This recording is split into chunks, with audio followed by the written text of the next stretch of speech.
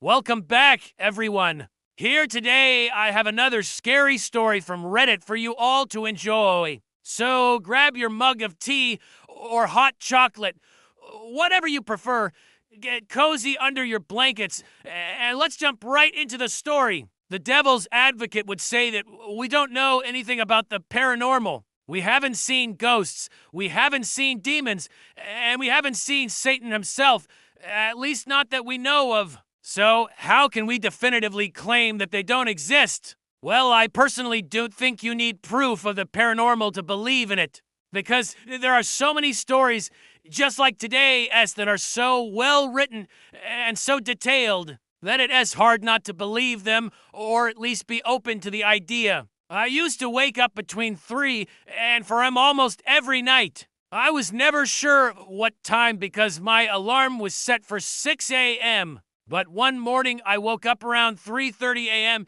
and I heard scratching in the attic. It sounded like someone was walking around up there. This attic had not been cleaned out in decades. It was full of old furniture, boxes, clothes, and my grandfather's tools from when he built the house in 1927. It wasn't uncommon to hear noises from that attic.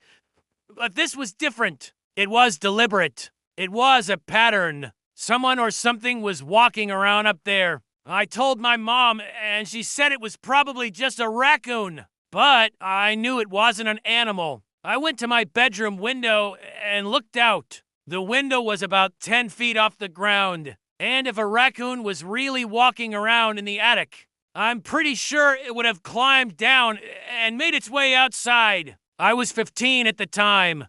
But my parents always told me to keep my door open at night so I wouldn't get hurt in a fire. They didn't want me to get claustrophobic. So my door was open. And when I heard the scratching again, I got out of bed and closed it. Then I called out and asked, "Who's up there?" No answer, just more scratching. I opened the door and walked into my parents' room. My mom and dad were fast asleep, so I poked my dad until he woke up. I told him again that I heard footsteps in the attic, and he started laughing. "That's funny," he said, "but go back to bed." So I did. But after a few minutes, I heard dragging. It sounded like someone was dragging themselves along the floor just outside my door. I got up again and went to my window and peeked out. The only thing I saw was the bushes swaying slightly in the wind. It was a summer night, and the windows in our house don't open. I could feel a breeze coming through my window from somewhere. Then I started hearing voices. They were whispering, and I couldn't make out the words.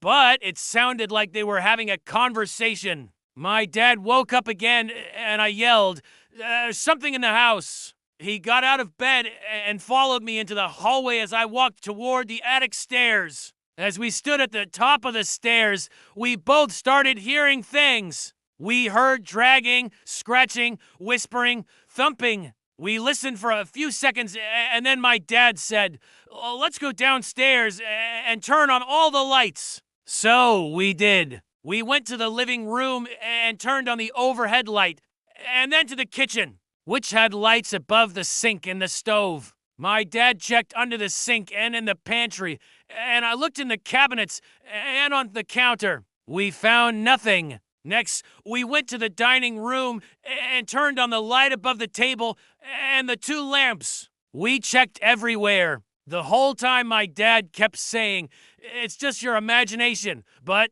he seemed kind of scared. Then we went to the basement door and my dad hesitated. He put his hand on the doorknob and said, "Stay here." Then he opened the door and turned on the light and went down the steps. I stayed by the door, and I swear I heard dragging coming from below. After a minute, my dad came back up and said, "Nothing's down there either." At this point, I was in a panic and I started crying. My dad took me back to my room and I got in bed. He tucked me in and kissed me goodnight. And I heard him mumble, "I love you," which was weird because he never says that. He usually says, "Sleep tight." Then he went back to his room and I heard him talking in a low voice. I strained to listen, but I couldn't hear what he was saying. Every time I closed my eyes, I imagined whatever was making those sounds and scratching in the attic was coming into my room to hurt me while I slept. Every creak in the house woke me up.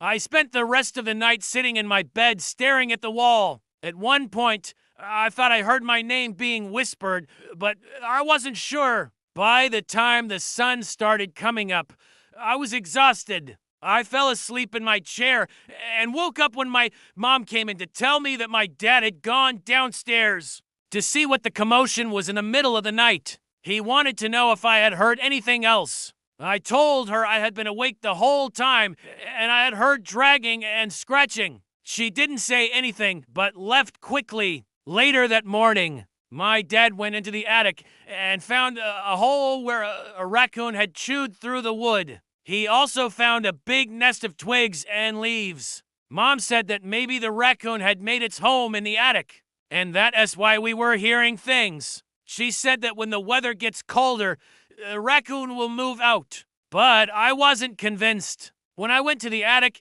I could see the hole, but I could also see that there was a spot where the floorboards had caved in. It was too big for a raccoon to crawl through. It was about 2 feet wide and 3 feet long. I also noticed that the dragging sound I had heard was actually footsteps. Whoever or whatever was up there was walking on the floorboards directly above my closet. It never occurred to me before that a hole could have opened up in the ceiling of my closet.